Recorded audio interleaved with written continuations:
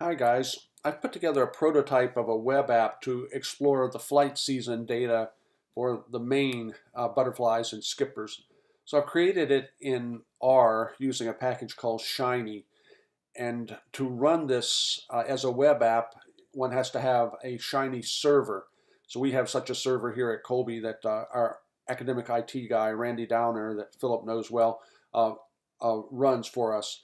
And so what he could do is simply upload this app to the Colby Shiny server, and we could provide a link to Ron to put up on the MBS website.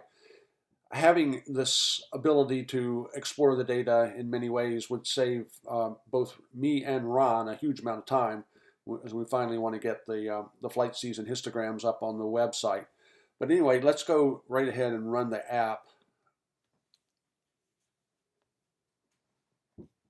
And I'll make it a little bit bigger here. So this is what it's going to look like on the web. I have space down here that I can use to describe what a user might want to do. But let's just walk through and see what's available here. So I've got all the species listed by common name. And the first in the list they're arranged alphabetically. The first is Acadian hairstreak. And what it's going to show is the records for collections of Acadian hairstreak over the entire period of the MBS database from 1865 to 2016. What you're able to do is to restrict the number of years that are being displayed. So as it turns out, there are relatively few records between 1865 and 1900, so I use that as one interval, and there are relatively few from 1900 to 1930.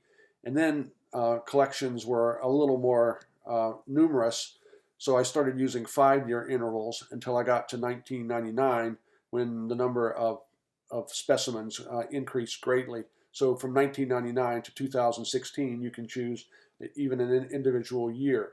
So let's just say we want to look at the data from 1930 till 2016. So we have fewer data here shown, as you would expect, but we've eliminated all the earlier records. And so you can also, of course, change the end year as well and take a look in that fashion. You can change the width of the histogram bins. So right now I've got it set as at a default of 6 days, but if you wanted to look at it in 4 days, we'll respond very quickly. Or even if you wanted to look at the precise day on which various specimens were collected, you could use a bin width of 1. But we'll go back to the default of 6 for now. And at Ron's suggestion, I've also created the ability to compare two other species with a focal species.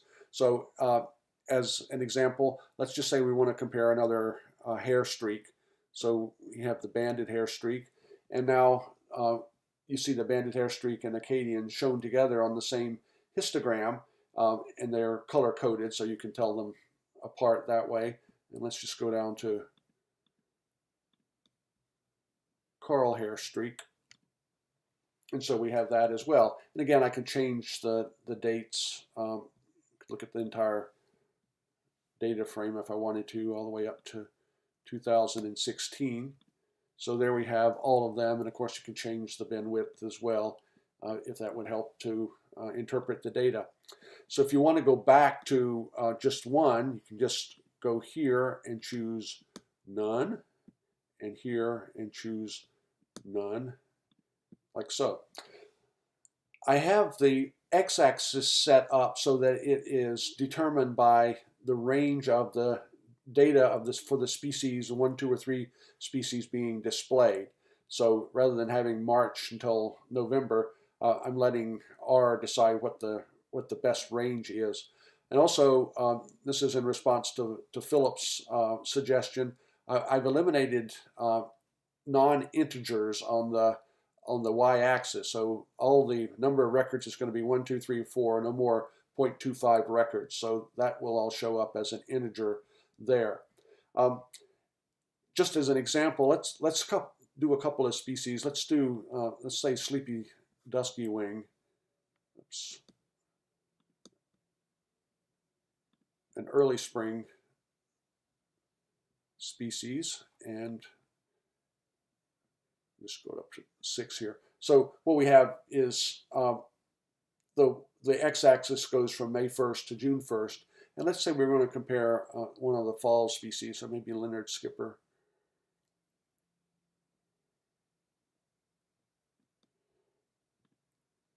And so you can see now that we have our x-axis has grown to accommodate both the fall species and the spring species. So it goes now from May up until almost October. And then, of course, we could just add another one on here just for fun. And there we have comparison of 3 species that don't really overlap at all. At any rate, that's where I'm sitting at this point, and I'm very interested in hearing your feedback. And again, what I can do is to provide text down here to describe what a user might do and to describe a little bit about the project and so forth. But at any rate, that's a first crack at putting up a web app that will allow the users to explore the data.